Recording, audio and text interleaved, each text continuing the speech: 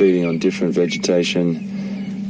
And it's a little bit like a smorgasbord, a little bit like a buffet for elephants. They'll walk through, and depending on what their needs are, they'll pick off whatever vegetation they desire and walk as they browse and graze.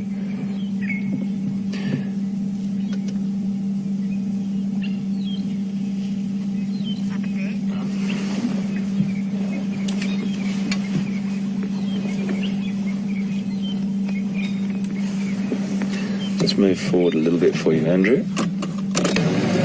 I also find, folks, that when I'm in the presence of elephants, I have a tendency not to... you might think, yeah, sure, not to talk as much as I normally probably would. And I think the thing because of that is just nice to be in a really peaceful environment with them. To give you a little... sort of touch of the senses this morning. We've talked about the temperature. It's about, it's starting to warm up a little bit, ever so slightly. There's a beautiful sweet smell, and I always talk about that sweet smell that grass has early in the morning, and it really does add to the atmosphere here. They're just starting to move off. We'll stick with them for a little bit. Just want to make sure that female behind is okay. And once I get to know us a little bit, we might go a little bit closer.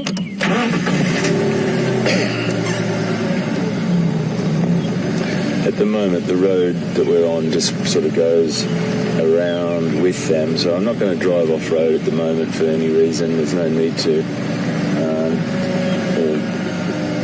The Dyker there. Can you see him, Andrew? Just in there, mate. There's that log, that tree that's fallen over. Go straight in there where you are. Straight in. There's a little Dyker just in there hiding. Elephant's just flushed him out. There you go. You can just see his ears moving just there. Little grey Dyker. Dyker is spelled D-U-I-K-E-R. It's a small antelope that dives through the undergrowth in that manner and hides in those little thickets. And Dyker in Afrikaans means diver. That's exactly what they do. They dive through that vegetation. You can't really see him. You might see him if I start up the vehicle, but lovely little antelope. You normally just see them fleeting through the bush, but he's just dropped down again to hide. I'm going to stick with these ellies for a bit. Just going to move around. There's a nice individual here. And you start to see there's a couple of birds flying around with the elephants. Flying around as the elephants are browsing and grazing. Can you get in there, Andrew? I don't know if you can. I'll just come in here, and we'll just let this individual just make the moves and dictate what she wants to do. Now, those birds that I was talking about, you'll see a lot of these little blackbirds. We'll try and get a focus on one soon as well, and I'll show you on my phone. There you go. Well done, mate. Excellent. Fork-tailed drongo. Really beautiful little bird. You know, quite a common resident. I just find them fascinating little bird. They what they're doing right now is, as the elephant walks through the bush and brushes up against trees or picks up vegetation, that bird will be benefiting from that and eating any insects that fly off, and just keep following those elephants. And it really is a great little benefit to the fork-tailed drongo.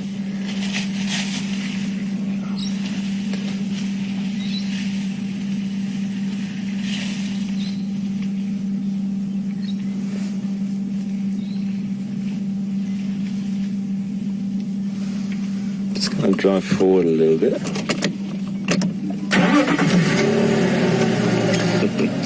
He's lost sight of his he's lost sight of his family there, and now he's found them again. There's another little road around the other side there. I'm just going to drive around on that, see if I can, because I think what they're going to do is go down across this little valley. I can see them on the move, so if you stick with us, I'll go across. There's a road that goes down to an old hyena den that I remember. Oh, there's loads of elephant here. This is lovely. This is a really lovely breeding herd. So we might just plonk ourselves right in the middle of these guys and just see how long we can stick with them. The reason why I'm going to go around, folks, is because there's a lot of little sort of running depressions of erosion down through here. A lot of water comes off here and goes down into this little valley here. So it's a bit tricky to get across in the vehicle without bashing around. There's a little road that goes off down here. If I can,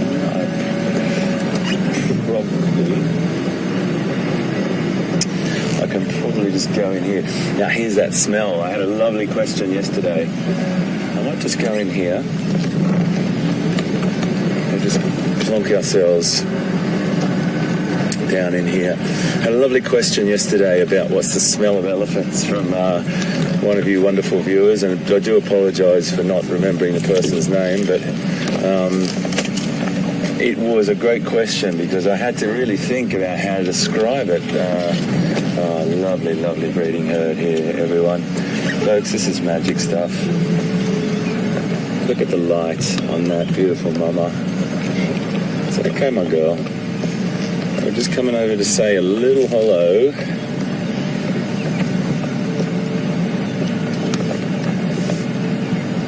How's that for you, Andrew?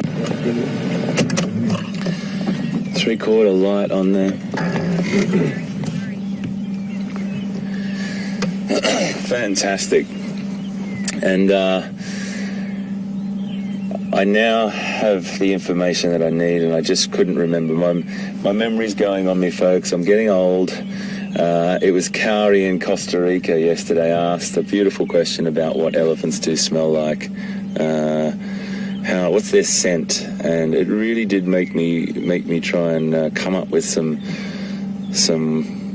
description of what they do, because it's a very unusual smell. It's a smell all of its own. But I sort of explained it as a cross between that beautiful smell of horses, and I'm not talking about the dung, I'm talking about the actual scent of the animal. And then I sort of said, if you can imagine that with like a really nice sort of cattle smell, but then you get some herbs or some sort of, run your hand through a herb garden and mix all that together in your head, and you get this really beautiful musty smell of elephant.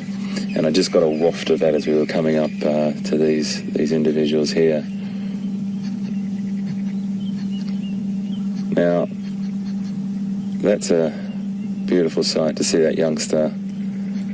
And there's what I was talking about before. Just in front of that adult female there, you'll see that little fork-tailed drongo. See him just sitting there on the left of the screen, waiting for a little insect to fly off.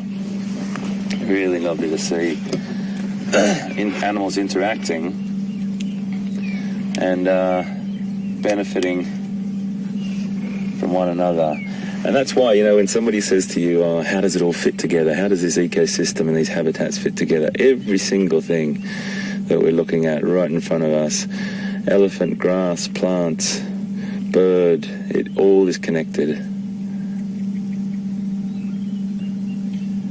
So I wanted to give you a little bit more about the senses.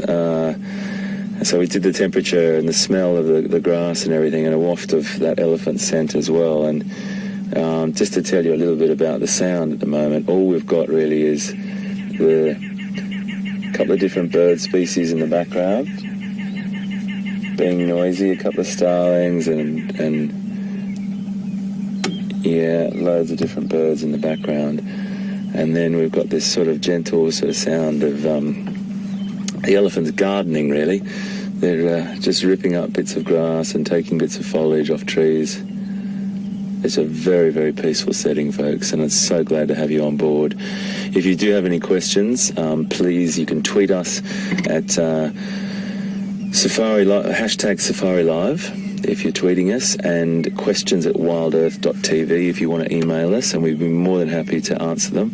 And as I always say, if I don't know the answer to the question, I'll look it up for you, I'll find out about it for you and come back to you. I had a question yesterday about, really good one, about why hyenas have a tendency to be always laying on the road. I'm yet to ask a couple of the other guides about it and see what their thoughts are, but we'll come back to you on that one. It won't be necessarily a definitive answer because I think everyone will have their own opinion on it, but it'll be an answer nonetheless. And yeah, honestly, we look at these things and we learn so much when we're out here from you as well, which is really important. You're a big part of this. If it wasn't for you watching, we wouldn't be here. So if you've got those questions, shoot them through. We'd be love to hear from you. And everyone, welcome aboard this morning on this beautiful, beautiful morning on Juma and Arathusa Game Reserves in Sabi Sands. It's beautiful, beautiful, Andrew, hey? It's wonderful. Just magic, mate. And it's starting to warm up, so it's getting even better.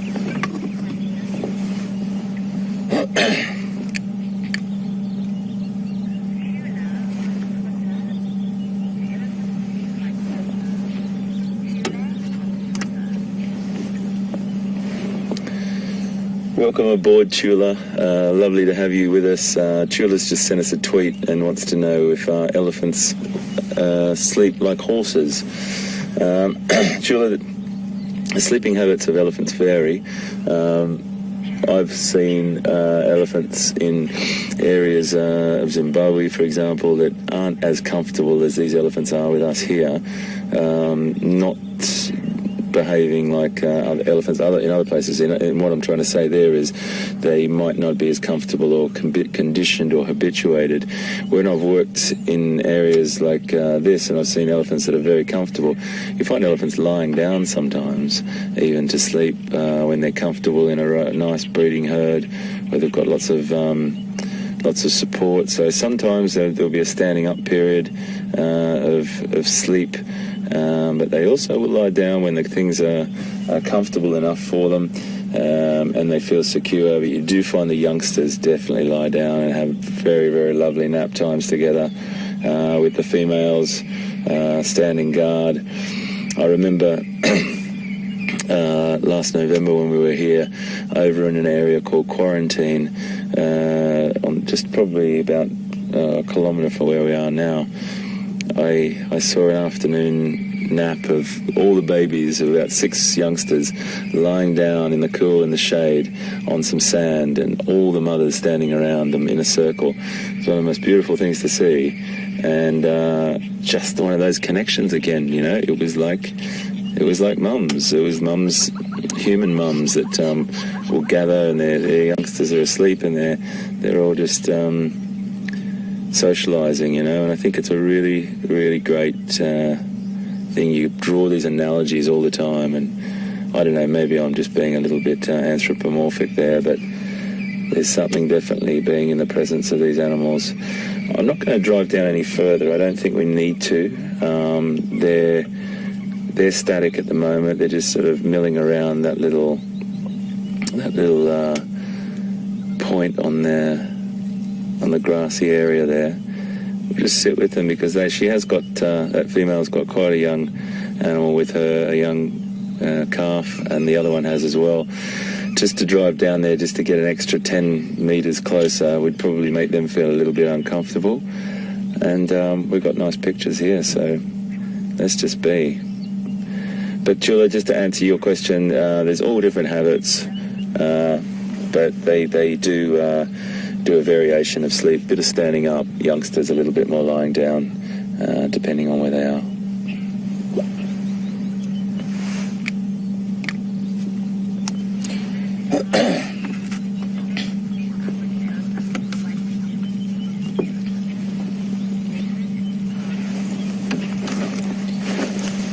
Welcome aboard, David. In Chicago, one of my favourite cities in the world. Mate, what a beautiful place you live. I've spent a lot of time in Chicago, And I've been there when it's been very, very chilly, and I've been there when it's been beautiful and hot as well. So I do love your city. A great question, David, and it's can African elephants be domesticated like Asiatic elephants? Well, it hasn't been done as probably as long as Asiatic elephants have done, been domesticated. Thousands of years ago, African elephants were utilized for many, many different things, because elephants used to occur right the way up to the Mediterranean, and before the Great Sahara took hold of that part of North Africa. It was lush. There was forests and tropical areas there that elephants used to thrive in. And then after the Sahara started to take hold, elephants ended up being pushed out of that area, and the elephant they tried to many times, but it wasn't as successful as their Asian cousins. And then word got across that area of Asia that the Asiatic elephant was being domesticated and utilized, particularly in a war situation. And there's lots of historical accounts of different armies using, and different battles where elephants were used, and to really shock the opponents in battle. And there's loads and loads of horrific sort of stories have happened, and accounts of that. But back to your question, and there was method to what I was saying there. The Asiatic elephant was carried on being domesticated, where the African elephant wasn't so much. And there's many a camp in Africa, many a zoo for that matter, that has works their African elephants. You can talk to elephant keepers, and there's a word you may have heard or may not have, but I'll let you know what the word is anyway. The name is a mahout, and it's an Asian word, M-A-H-O-O-T, I think, and I think there's a variation on that as well, M-A-H-U-T, and it's an Asian word for elephant minder or trainer, or the person that manages the elephant. And mahouts will probably tell you that Asiatic elephants are more manageable, one could say, for want of a better word, more easier to condition, but at the same time, a force to be reckoned with. It has just never been one of those things that's happened with the African elephant historically. And as I said, if you look back in time, you can see how those battles occurred, and how the fragmentation of the utilization of African versus Asian elephants in the sort of 300s BC type of time of history. And there's great ways you can go and look up further things on the internet or in books after you've watched SafariLIVE, David. Don't want to send you off looking now, but it's really worthwhile. Very interesting information about the Asian elephant and the African elephant and how they were trained. I've worked with Asiatic elephants, and I've still got a great couple of mates in Australia that work with Asiatic elephants a lot. And it's definitely a very, very complex lifestyle being an elephant handler, but something very rewarding as well. And I have a tendency these days just to like doing what I'm doing.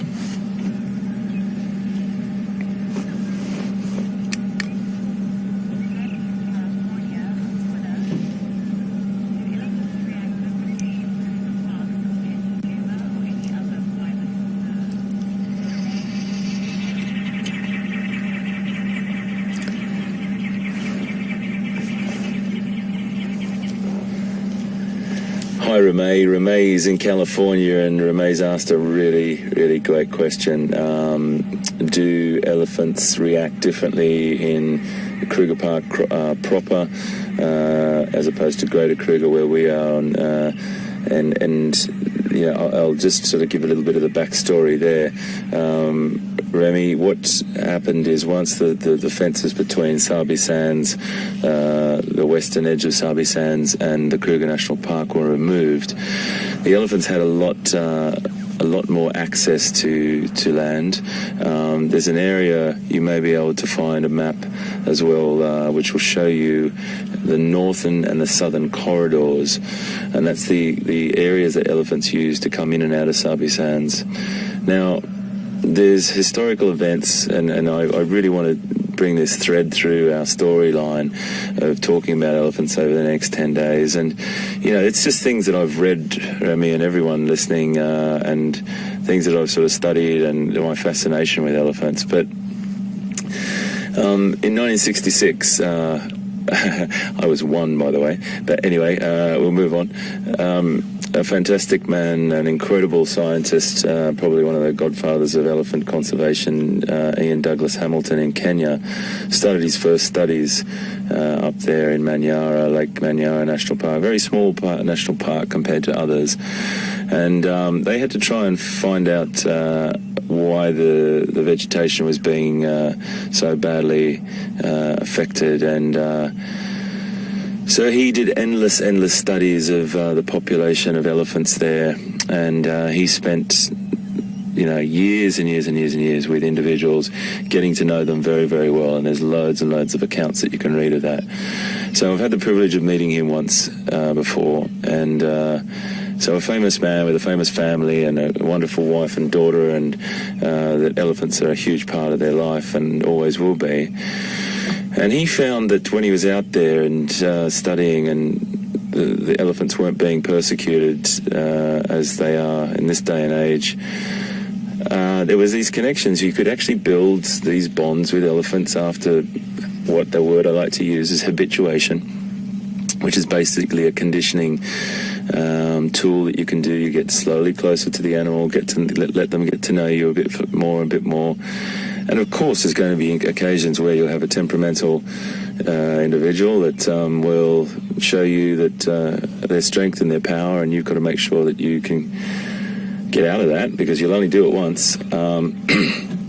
And he went away and moved into other areas of Africa, of Kenya, that he was working.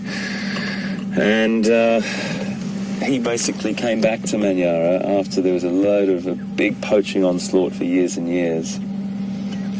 And I do remember reading some things, and these might be slightly inaccurate, but it's just me recollecting them, that he said he was approaching elephants that he used to be able to walk up to, and as soon as they heard a vehicle, gone.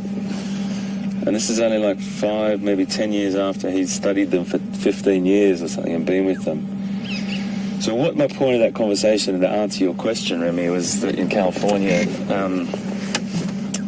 is elephants do remember hugely about what's affected them and the encounters they've had, and that'll be either passed on to their offspring if they had a bad encounter, and it could be a vehicle, it could be seeing a particular person or a particular group of people that might scare them a lot. And it's a very, very sad sort of state of affairs, but at the same time, it depends in Kruger what's happened. If those animals have come further and they've had a bad altercation once in their life, and remembering these animals can get up to 65 years old, in that 65 years, if they've had some bad situations occur with humans or something else, they may react like that to us, or they may react like that to other people. So there's no real sort of... So it was a very long-winded answer, I do apologise, but the reason I went on like that was because every animal and every individual has had different encounters. Some animals will tolerate a vehicle much more than others. This herd, for example, which we're going to just catch up on now, seem to be very, very relaxed with us. And I'm going to just go and see where they are and see if we can stick with them. So I've contradicted myself completely, because I said when we first arrived, I like to just be with elephants a little bit, not talk too much. I haven't really stopped for breath in the last 15 minutes. But I do get very, very excited about being in the presence of the elephant. They are probably one of my favourite animals on the planet, and I'm going to head back up onto this little road that I talked about. See if we can cut down. Oh, it's right here anyway. We might try and go up a little bit ahead of them, and if I can go up ahead of them,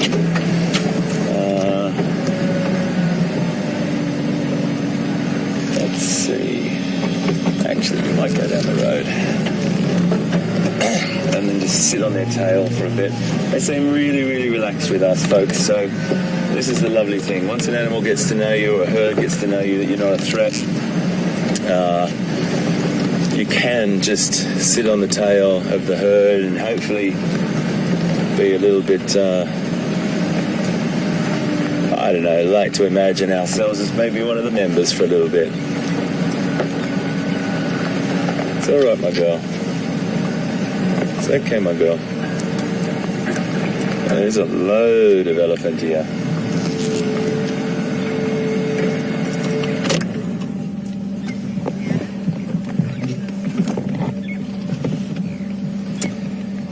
We'll just try and focus up on her again and just see what she's doing, her youngster. I don't want to startle her by getting too close in there, but I can move in a little bit closer. Just let me come around. I don't want her little youngster to get frightened. That's the most important thing. So if he's comfortable, then everyone's comfortable. And get between either matriarch or a youngster that's just been grazing or browsing.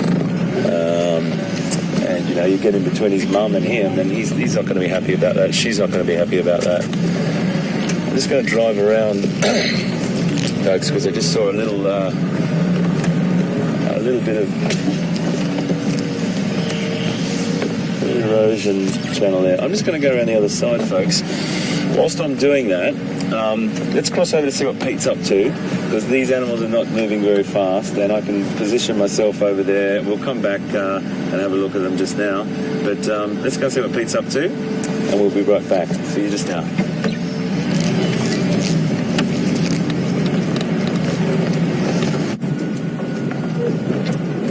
Oh guys, awesome seeing those elephants with HD. We actually drove past not too far from there, so I had a glimpse of them as well.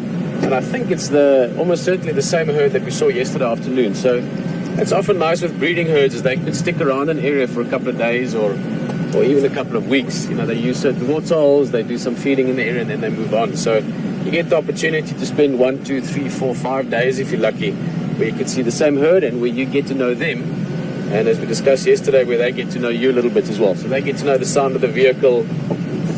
Hey, this is good.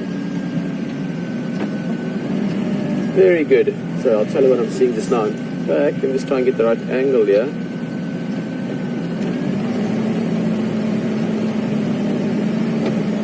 There we go. So yeah, nice to see those elephants again. I'm sure H2 was enjoying it. He had a beautiful view as well there. I'm going to try and get you over my shoulder here. Let me just... Brian, I think those would be good. Those ones there. Because they're on top of elephant tracks as well. So you've actually got 2 of the big 5 tracks there. 3 if you count the Jiggers one, which is this one from the Land Rover. But the round track there. So if you look at the bigger track first, the sort of oval shaped track, that little black tip there, that would be the toe. So the elephant's walking and then kicking up his foot as he moves and kicking the sand forward. So this is the elephant track heading in that direction. There's the toe pointing that direction. And on top of that, we've got a female leopard track, which is this one. You can see the 4 toes, 1, 2, 3, 4 toes. And then this is the heel. Now, because we can't get right next to it with the angle of the camera, I can't show you the heel exactly. But if you look very carefully, you'll see there's 3 little lobes at the back. 1, 2, 3. And you get that with all cat tracks. So everything from a house cat to a tiger or a lion or a leopard, you get those 3 lobes in the back. Hyenas, wild dogs, you get sort of an uneven 2-lobe track at the back. So that's the easy sort of identification of it. This is quite a small track. I must say I'm a bit curious.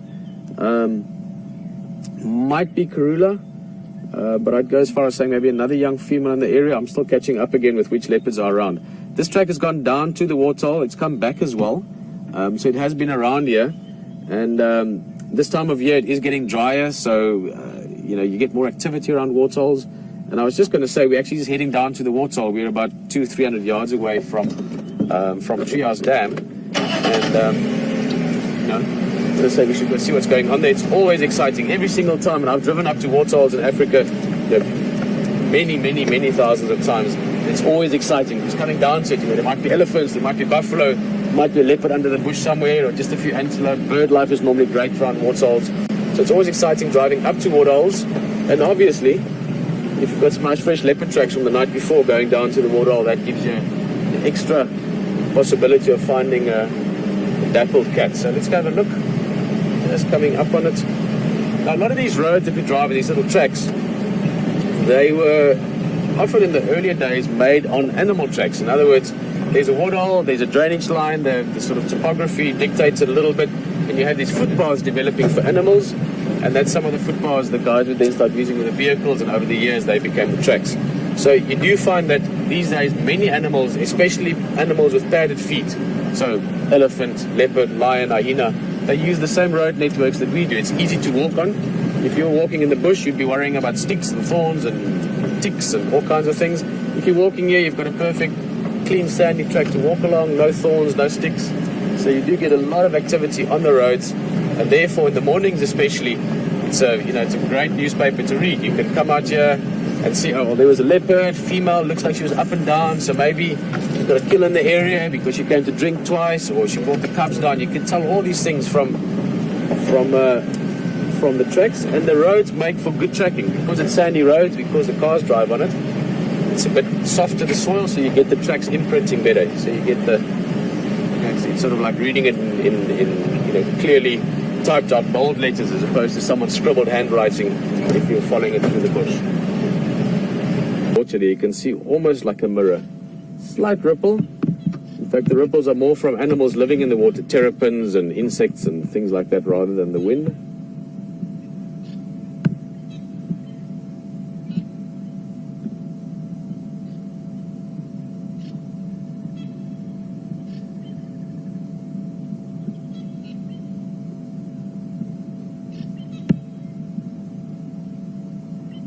But nothing big and hairy that I can see at the moment.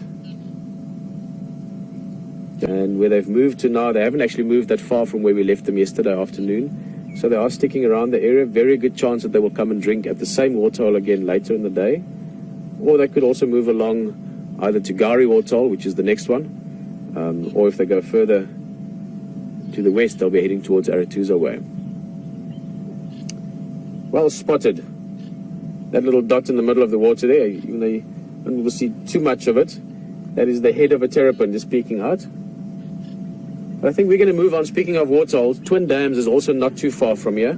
It's only a few minutes drive, and we're going to cover a little bit of ground and go there as well. This time of year, any time of year, but especially now, waterholes can be sort of an easy place to find things. You know, it's like sort of going to the mall. The chance of bumping into your friends are much better than just walking along a random road. So we're going to make our way towards Twin Dams. But I actually want to take the road on the southern side of the drainage line.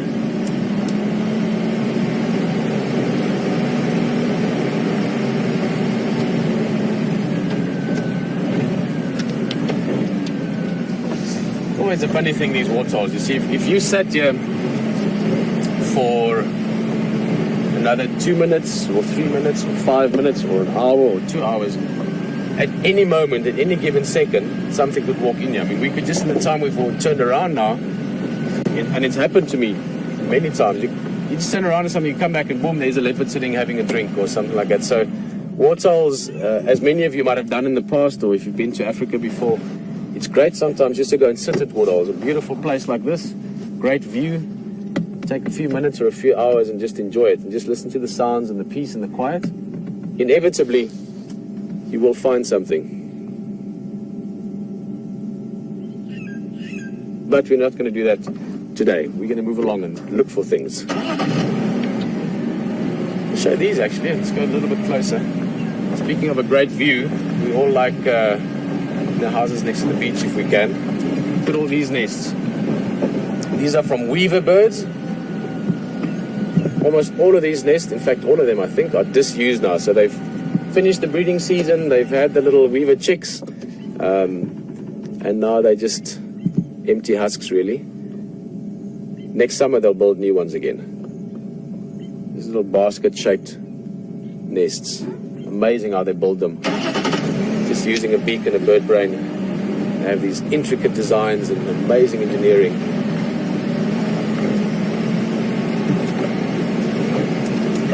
Buffalo. Look at these guys. They're coming down to drink. Look at that. There's a nice big guy coming through the foliage. They're heading down to the water. But while they're walking through the thick stuff, you're going to join Hayden for a bit, but I think you're going to be back with us again shortly. So see you just now.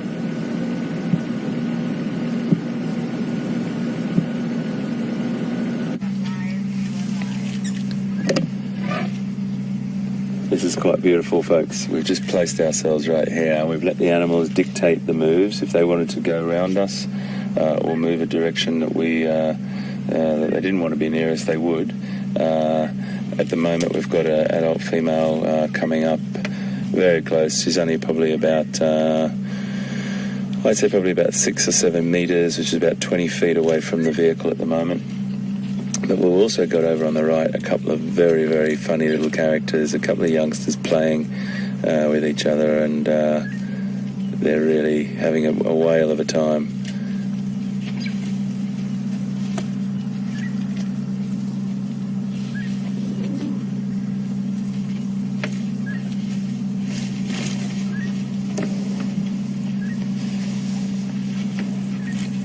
Really beautiful.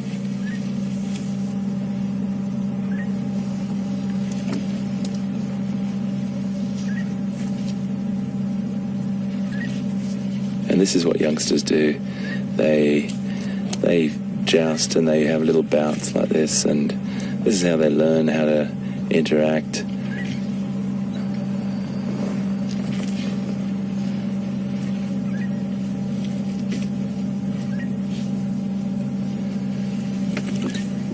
How beautiful.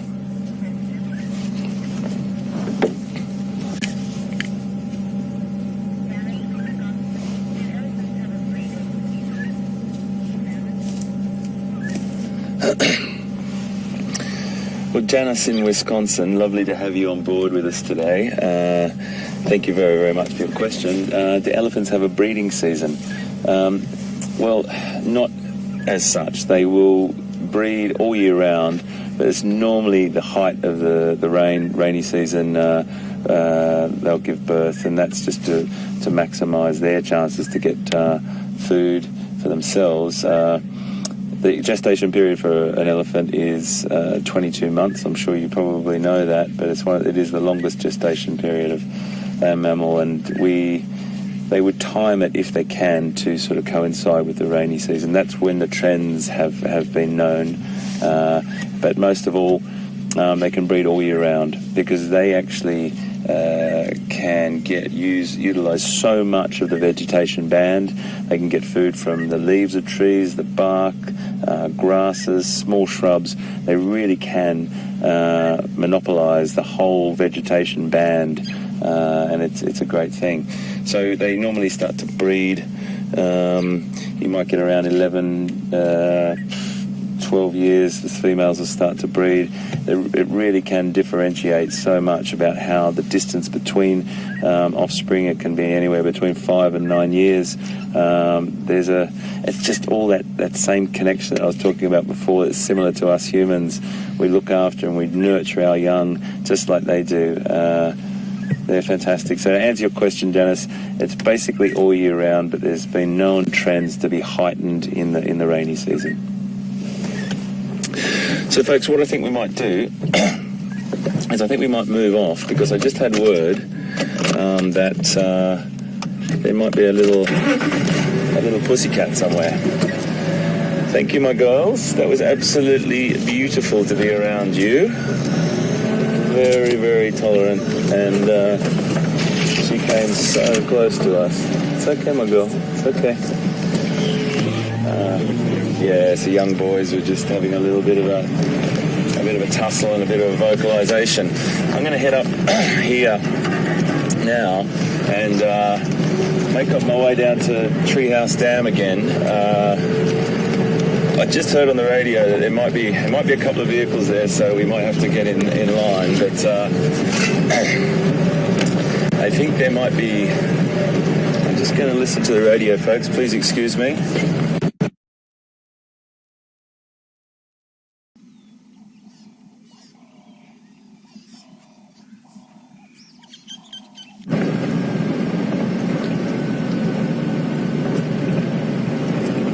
Guys, welcome back. We've just seen the vehicle and we can't talk to them at the moment, but as I said, well, I'm not going to say anything until now. Let's see if we can show you what we're hoping to see.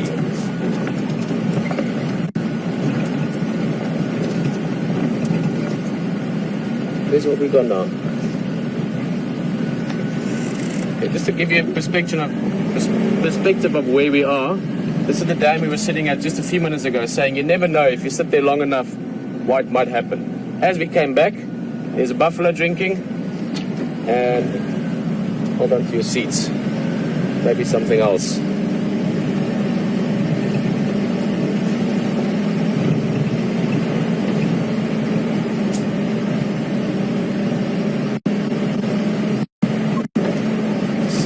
Now you go in here. Oh, there he goes, there he goes. I see the vehicle. I think that's out of Aubrey or Andrew. I can hear them a little bit, but I can't speak to them.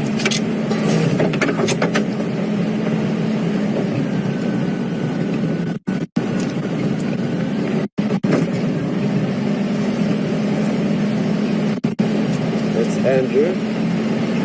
Oh, great, guys. As I said, I'm only going to show you and tell you. Andrew! I think it's your best approach to the other side. Right now, you just got enough and then right to the south. Cool, come on. My radio is non-kinka, so it's alright, I can join, huh? It's not a problem, yeah. I mean, Oh, there it goes. Oh, there we go, awesome. kind of south. Yeah. Thanks so much for your help. Guys, look at awesome, nice to see you, man. Nice to see you too, man. Brilliant, guys. Just chatting to Andrew, sorry, we're just asking them if I can join them at the sighting. We had a glimpse there. There we go, look at that. Hey!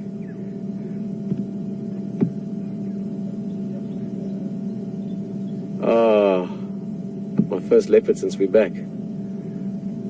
That's awesome. Guys, we're going to join them. We're going to have to get to the other side of this dip. Andrew's one of the guides. Cheetah Plains. Andrew, have you got an ID? Yeah, looks like a new. Awesome. Let's see if we can catch up. One of my favorite leopards, I think it's Pnuma, who's the brother of Quarantino, the brother of Q that you saw yesterday with Hayden up in the tree. So, Marula, the female we talked about earlier, the two boys, just over around 2 years old now. Pnuma is the one, Q is the other one. Not the track that we saw, funny enough. This track would be quite a bit bigger than that by now. Guys, I'm going to have to just cover a bit of ground. We're going to have to get around to the outside. So, I'm going to pick up the pace a little bit. Whee! Good morning. So I'm going to keep it short. And I think southern side of the drainage line's better. And I've got radio comms issues, so I'll just talk to you guys. Beautiful bushveld. And my daughter Ingrid. Yeah. Cool. Are you here for a few days? Going on to like the drive side. Yeah. I'll see you. See you next time. Yeah. Awesome, Bernie. Cheers, guys. Hello. How are you? Very good. Have a nice morning.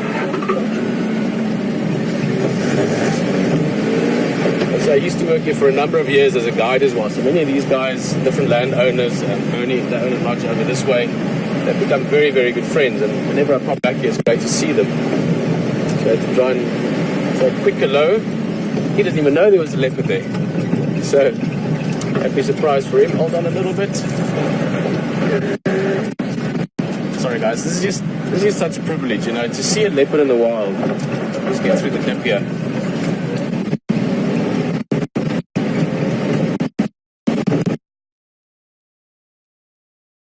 It's beautiful guys.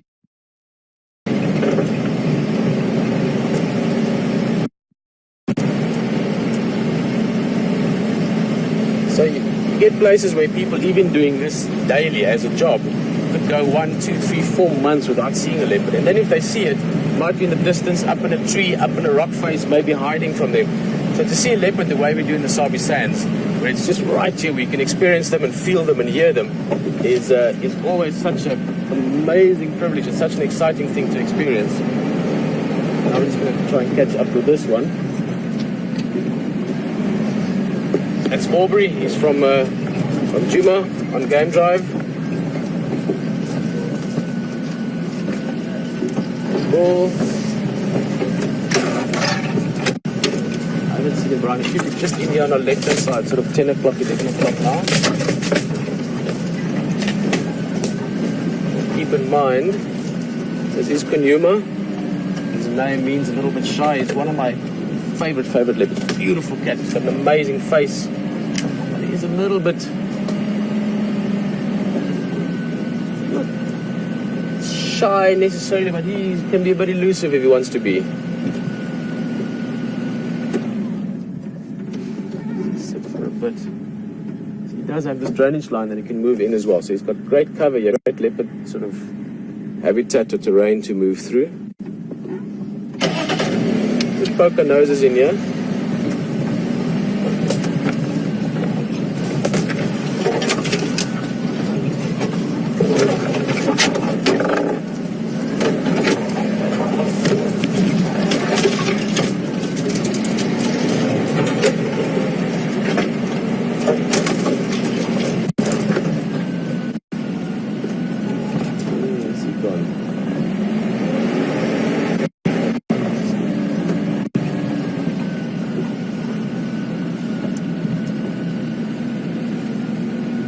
As I said, great habitat here for leopard to move in and to disappear into. Leopard like sort of, well, all kinds of habitat actually. They're incredibly well adapted cats to anything from desert to jungle.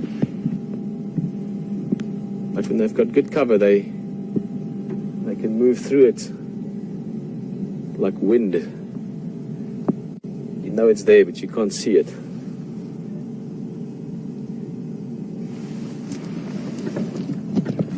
The last direction Aubrey and his tracker, William, were pointing in was about here.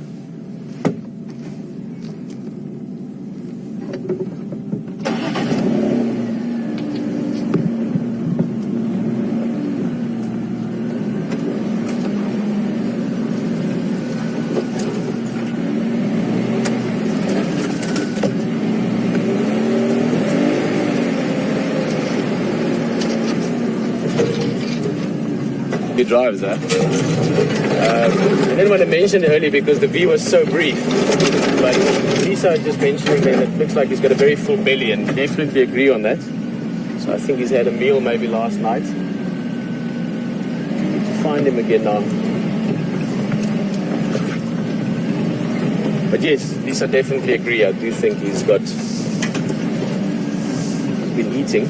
We might have a little bit of bad signal. We're going to have to dip the antenna. We're also in a lowish area. So if we disappear or break up, don't worry. We will sort of even out again. That's the beauty of being live and the challenge of being in the bush. So just stick with us. We're going to find this leopard again. Guys, what we're going to do is it looks to be in the dip. But if we go into it, we might get a bit of signal breakup. So as I said, stick with us. Oh, look at this. On the road, Brian. Look at that.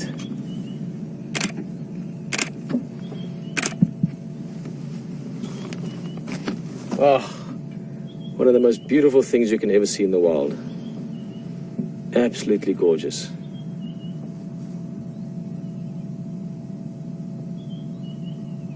I love their tails. Leopard's tails is like a little message of, you know, what they're feeling like, what they're thinking of. You can see excitement there, you can see annoyance there, you can see.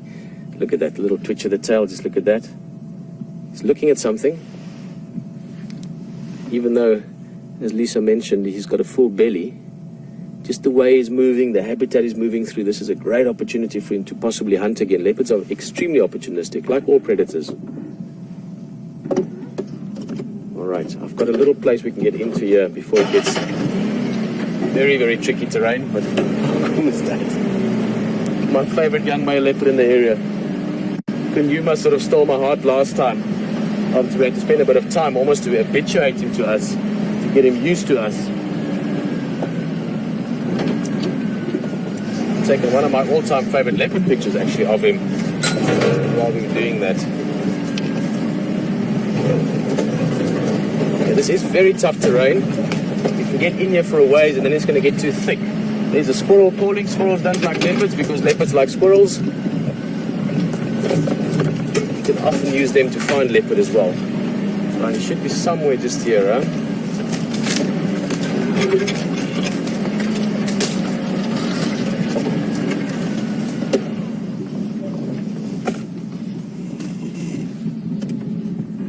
No idea. I've got a feeling he should be on our left still, but these guys are like ghosts in the bush.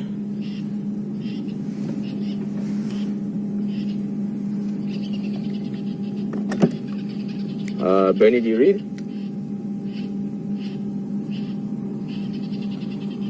Guys, if you can copy me, he's just on the eastern side of Weaver's Nest now, on the southern side of the Skovanin.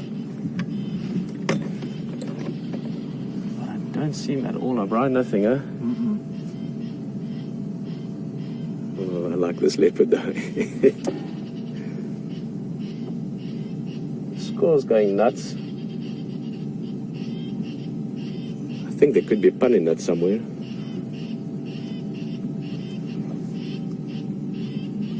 Come on, he's got to be just here on the left. But guys, just look at that habitat, so you can think a pink elephant could hide in there, but never mind a leopard that's got these amazing markings. Just quickly, one of the differences, people sometimes confuse leopard and cheetah while we're looking for one. Cheetah have got spots. Cheetahs actually have spots on them, whereas leopards, even though they don't change their spots, they actually have rosette markings.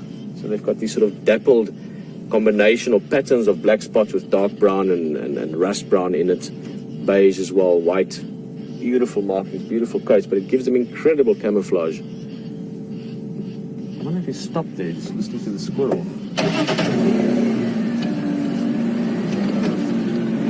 Let's try this.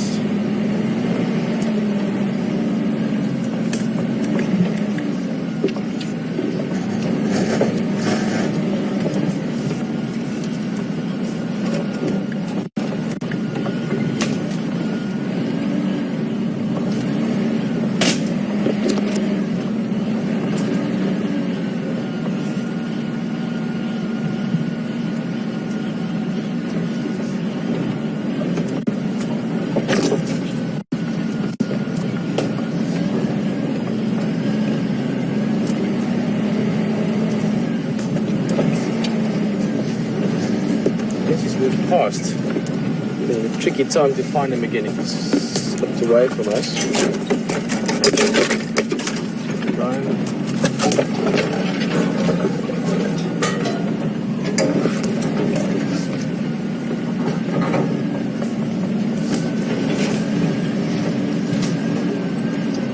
Come on, Kanyuma. Oh, he's grown. I mean, I've been away for 5 months. You can see that he's gotten bigger. Here's another one.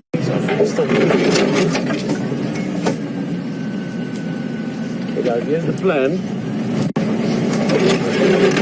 You really have to consider the habitat. It just gets thicker as we go in here. And there's no ways we'll keep up with any leopard, never mind one that does tend to be a little bit evasive or elusive. We're going to go to the other side of this drainage line. There is a road, and we go over to this side. Try and first find him again, and then keep up with him until we can get closer again. That, I think, is the prudent plan for the moment. Hold up, we're going to go that side.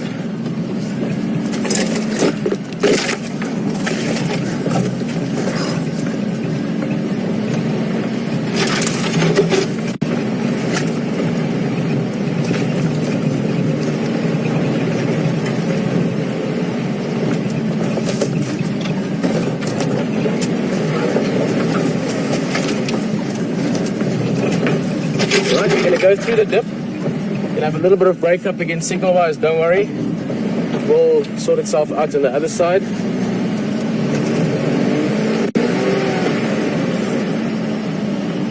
So he was literally in the sort of very edge of the Skovanin itself, or the drainage line.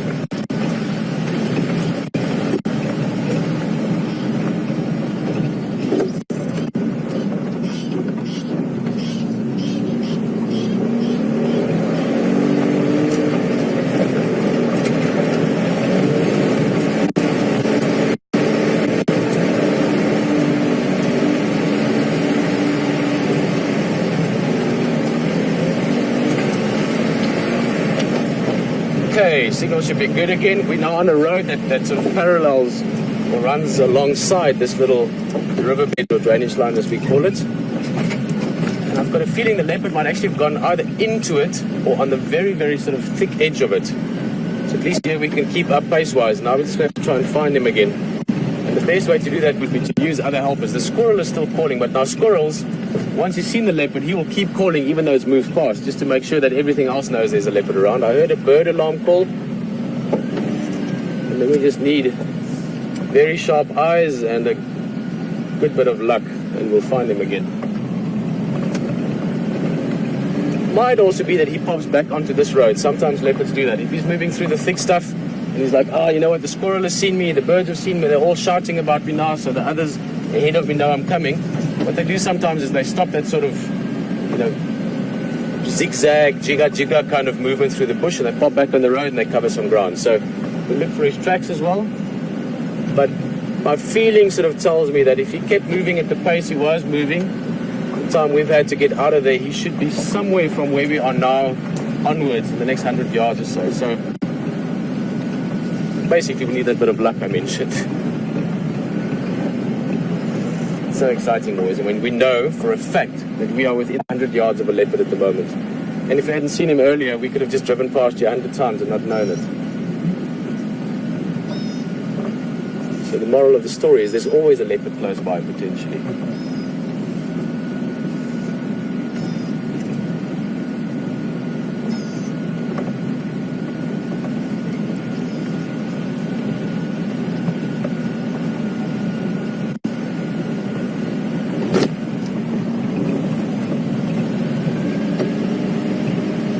Let's have a quick look here still. It would be great to find this leopard again.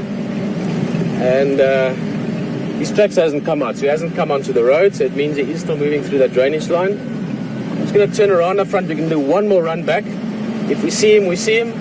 If we don't, Hayden has found some antelope we're going to look at, and we'll come back when we find the leopard. But let's give it one more try. It's always exciting to find something, even if you re-find it. So let's just give it one more run.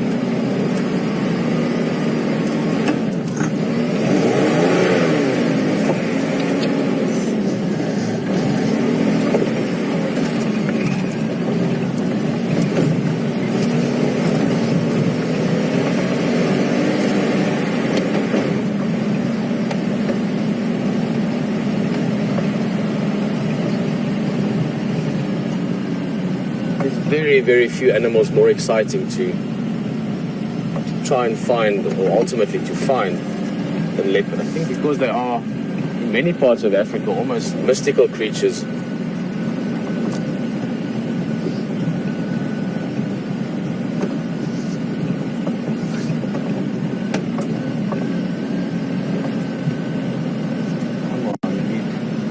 One flick of a white-tipped tail or one glimpse of a movement, and we've got him again.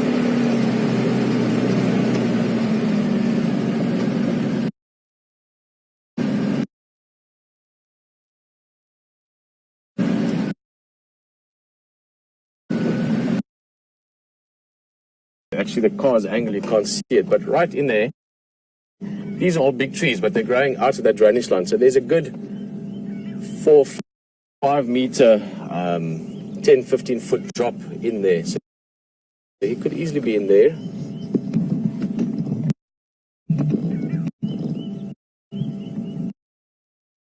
And trying to outguess the leopard is almost impossible, but now one more look that side.